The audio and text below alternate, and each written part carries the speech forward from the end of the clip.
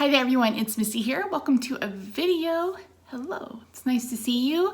I am officially 2 weeks post-op from my back surgery. I had a laminectomy and another ectomy. So we're gonna talk about it. So this is gonna be more of a story time rather than an update video. I'm gonna share my experiences, my hospital stay, how recovery has been, all those sorts of things. So if you're new here, hello. I had back surgery on October 8th because I had a nerve or a bulging disc. So basically, a herniated disc. So basically, the disc was pushing into my spinal cord. And back in June when it happened, I basically couldn't walk. Like I couldn't feel my right leg. It was completely numb because of the nerve. I've been having sciatica pain or sciatic nerve pain, whatever you want to call it. And after 6 weeks of physical therapy, etc., my surgeon and I decided that it was probably just a good idea to go ahead and have surgery. So I did. And I spent up until the day before trying to pre-film videos, trying to cook ahead. In fact, the day before surgery, I edited, scheduled, uploaded, wrote blog posts, Facebook posts for 9 videos for my other channel. So I was pretty busy. Had a lot of anxiety going into the surgery. For those of you who don't know, I have an autoimmune disease called myasthenia gravis. Basically, it messes with the way the nerves and the muscles talk to each other, and it can cause lots of issues with your lungs. And it can be really dangerous to go in under anesthesia with myasthenia. And so my biggest concern through all of this, as I mentioned over and over and over again, I wasn't worried about the surgery as far as the back was concerned. I just wanted to wake up. So, so I was really, really nervous. I had a lot of anxiety. Bought a stuffed animal. I don't know if you guys saw that post on Instagram. I felt like I wanted something with me that I could just like squeeze and hold on to. And I found what's called a wormy. And they are basically stuffed animals that you can either heat up in the microwave to make a hot pack, or you can put them in a freezer to make a cold, like an ice pack. So I decided that I could be 41 and have a functional stuffed animal. So I bought one. I had a sloth and had it with me. And I know everybody probably thought I was crazy, but it was like, I was just that anxious. So on Monday, got the call that I had to be at the hospital at 8:15, which was really surprising to me. Rob and I thought we'd have to be there at 5. I thought I was going to be first surgery of the day, but it turned out I wasn't. We left our house at 6:15 and we didn't get there till almost 8. So it was a pretty rough drive, even though it's only like 27 miles away. So that's the one bad thing about Dallas traffic. I was at UT Southwestern at the Zale Lipsky Neurological Surgery building or whatever it's called. Got there about 7:45, 8 o'clock. They got me back. Got me, started on the IV, getting me ready to go. And I think my surgery started probably around 10:30 or 11. I can't really remember. So the anesthesiologist came and talked to me, and she was different.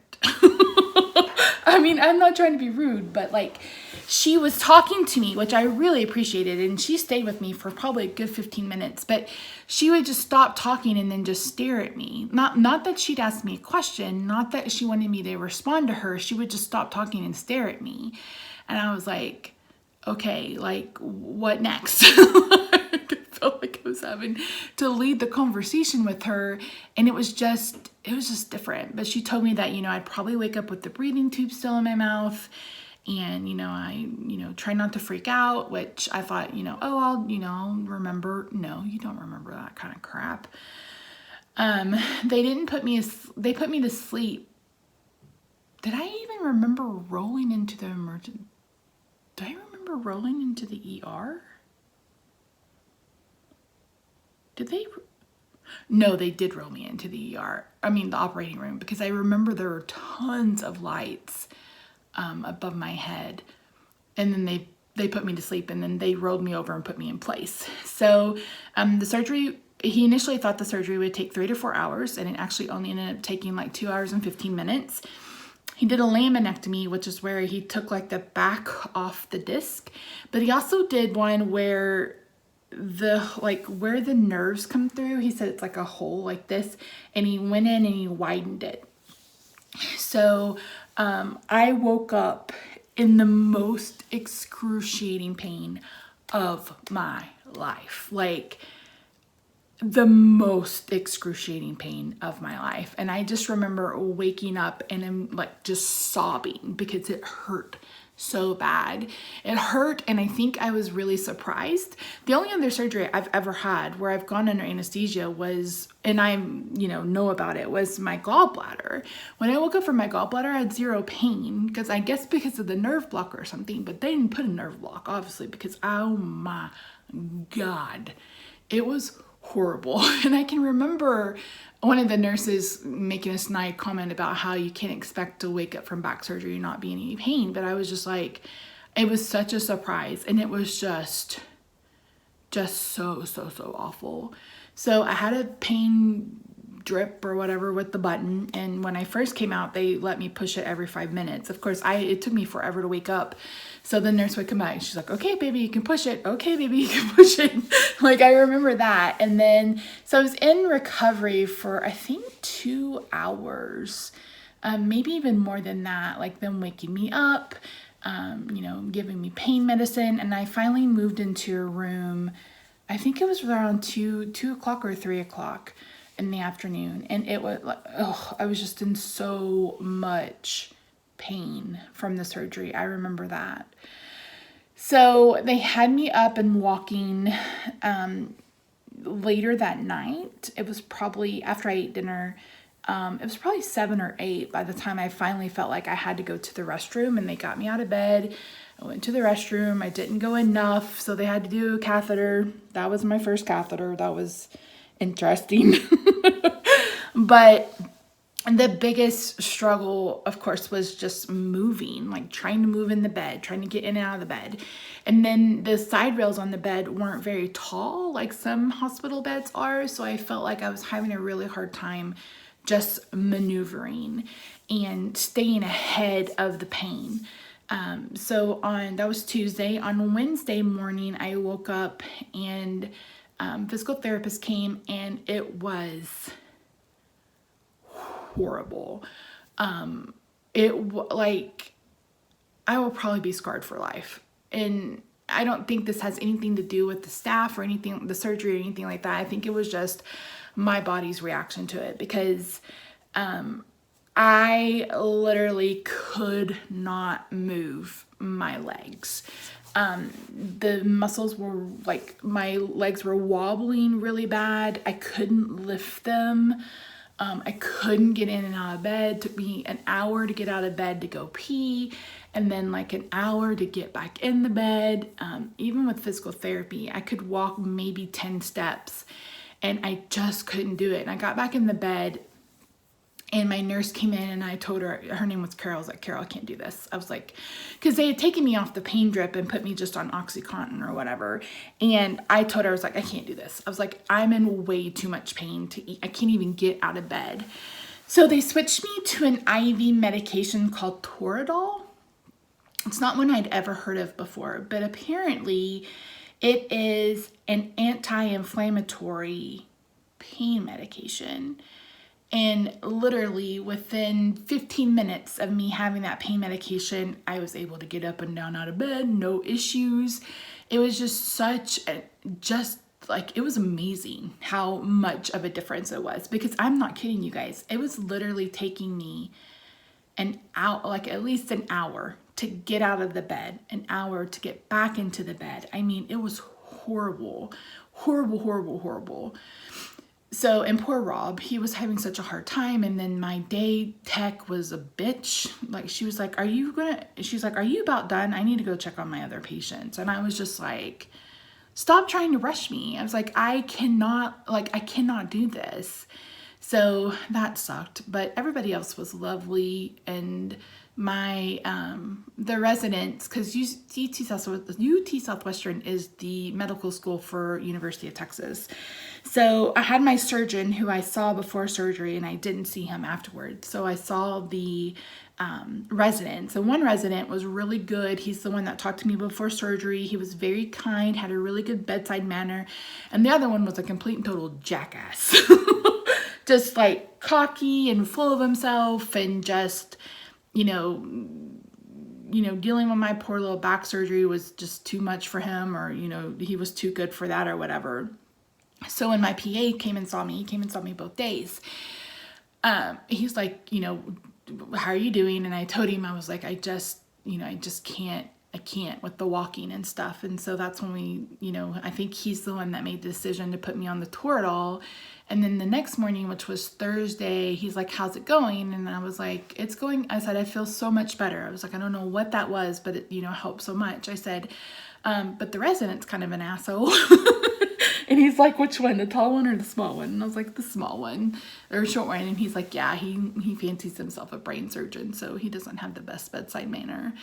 And he was like, do you want to go home or do you want to stay one more day? And I was like, I guess I'll just go ahead and go home, which was not a good decision for me at all. It wasn't a good decision, but I trusted him implicitly. I trust him a lot. He was really, really good. He is really, really good. And we talked about, pain management, and he's like, I'm going to send you home with a pill version of what we put in your IV. He said, the problem is, he's like, I don't want to keep you on that long term. He's like, cause it could really, damage your kidneys. So he was like, this is for that kind of pain you were in yesterday, where it's the worst pain of your life and you can't function without it. So I said, okay. We had their concierge pharmacy fill my pills. So they sent me home with that Toradol pill, then Oxycontin, and then some kind of muscle relaxer. I can't remember what's called. It starts with an R. So got home. Getting in the car was a challenge. We have a Challenger, which sits really low to the ground. Luckily, I had a really good orderly who was able to get me in the car. Getting out of the car when we got home was a challenge, but we were able to do it. The hardest part of being at home was bed. Getting in and out of bed was such a challenge because I didn't have anything to grab onto. Like, I was trying to use the headboard for leverage. I was trying to use the side, my nightstand for leverage. And finally I told Rob, I was like, I'm going to have to get a rail. And my physical therapist from before had already talked about me getting a rail. And I was just, at the time, I was like, nope, nope. But this time I was like, yes, I need a rail. So I found a rail on Amazon. I was able to get it the next day, and or Sunday, I think. So the nurse came on Saturday, and I was just like, for home health, because you have to see a home health nurse before you, so you have to be admitted into home health before you can see the therapist. And I told her, I was like, I think I made a big mistake coming home. I was like, I really honestly think maybe I should go to rehab for a little bit. And she's like, you're going to see your physical therapist who you saw before. She's like, why don't you talk to him, when you see him on Monday, and see what he thinks? Because at this point, like I said, guys, I couldn't get in and out of bed at all. I was like, I think I slept probably 8 hours on Friday. Like, I should have stayed in the hospital, to be quite honest. But that bed rail came. I got another walker. I bought a small one. My walker fits through every door except for my bathroom door. So I bought a little walker so I could walk back and forth. And Rob had been driving me in the wheelchair. I wasn't able to walk very much. And then my bed rail came, and it's like everything just kind of fell into place. So I think Saturday, maybe even Sunday, was the last time Rob had to use the wheelchair for me. I was starting to be able to walk with my walker, get myself in and out of bed a little bit easier. And I started physical therapy on that Monday. And by that Monday, I was like a whole different person. It was so crazy the difference between me on Saturday and the difference between me on Monday. Like on Monday, I stopped taking the OxyContin, which wasn't, I don't really know that it was doing anything anyway, and moved to my Tramadol.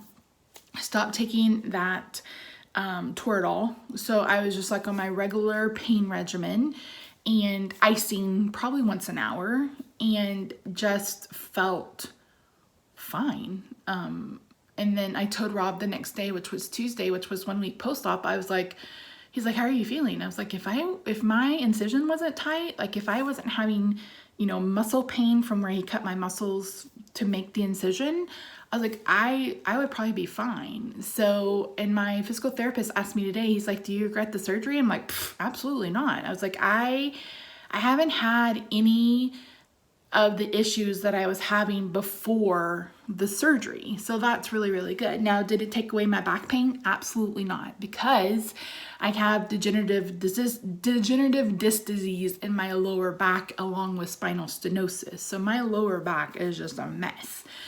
He told Rob, my surgeon told Rob, that the disc above and the disc below are bulging. And unfortunately, he wasn't able to do anything when he was in there. He's like, because it would just weaken the spine way too much. So I'm going to have to be careful with that for sure.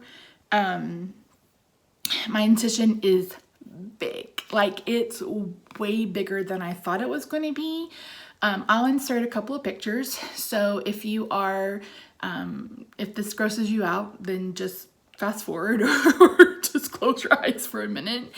But I'll insert a picture of the incision, what it looked like when we got home, and then what it kind of looks like now. So I have internal sutures, and then I had some kind of mesh tape on the outside. The first day I had, or the first 2 days, I had wound drains, which was weird and disgusting. They were like little balls that hung on my back. That was weird, and they had to come every once in a while and empty them. So gross, yuck. So the incision is looking good. It recently started, the tape started coming off, and it's been itching like a son of a bitch. So I know it's healing.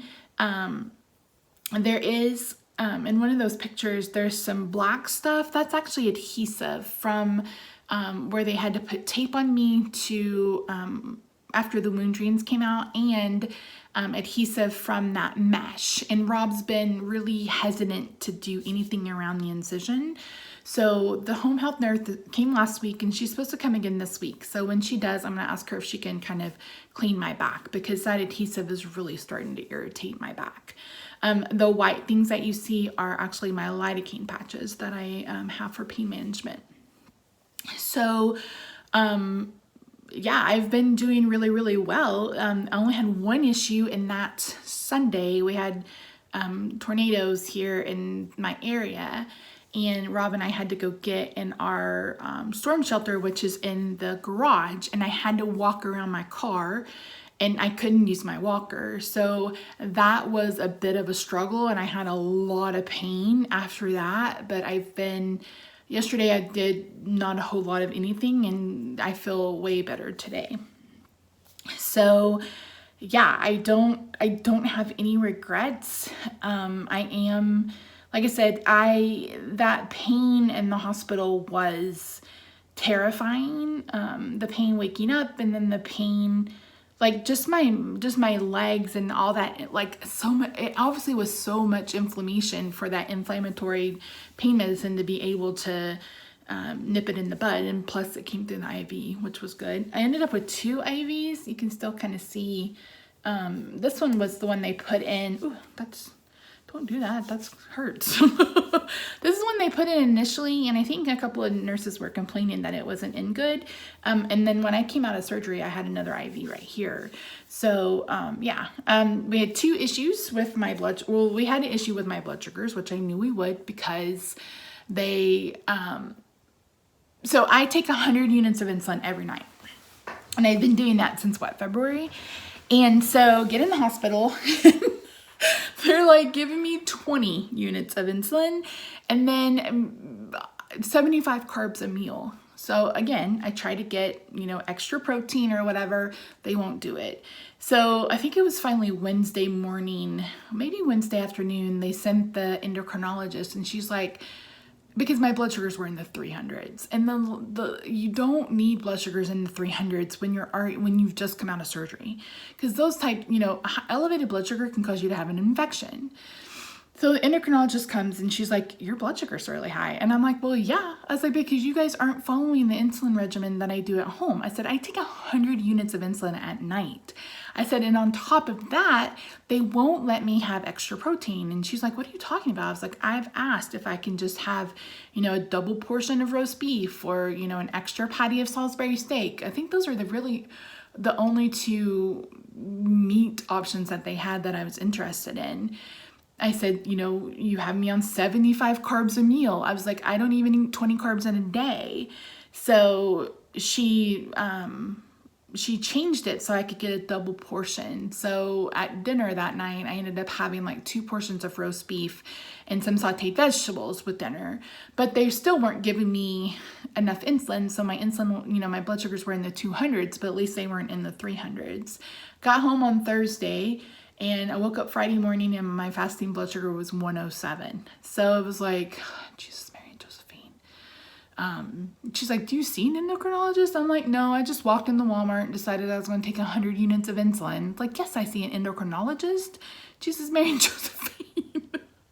So that was irritating. My blood sugars have been staying really, really good for the most part. I've had a couple of days where they've been elevated. I have found out, if you missed my post on Instagram, that I cannot drink Diet Dr. Pepper anymore. And someone said, you should stop drinking that poison anyway. And I get it. I do. Giving up diet soda is hard. I've tried twice. And it's like, I already gave up carbs. It's like, can I just have one little vice in my life? Just one little vice. And I know people have mentioned Zevia and all those other things. I've tried just about everything, guys. I did have Rob buy all of my favorite sodas in a 20 ounce. And I've been testing my blood sugar. So like last night I had a Sprite Zero, because at first I thought it might be the aspartame, but I think it's just that Dr. Pepper tastes so much sweeter than everything else.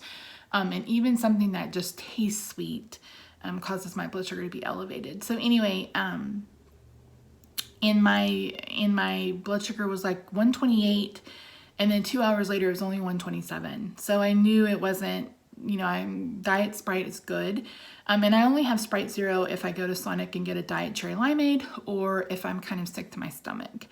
So I'm going to be testing the other ones, and I'll report back if that's something that you guys are interested in. Another thing that was really interesting is on Friday, so that would have been the 10th. So a couple of days after my surgery, I wanted to get on the scale. If you guys remember, I said I wasn't weighing, I wasn't worrying about my weight, I didn't care, but I was just kind of interested to know where I was at. So I got on the scale and it said 413 pounds. And I was like, holy fucking shit, Misty. So, just went on about my life. And then last Thursday, I was like, let me weigh again. I was like 396. So I'd lost 20 pounds. I got on the scale on Sunday, I think it was Saturday or Sunday, and I was down to 390.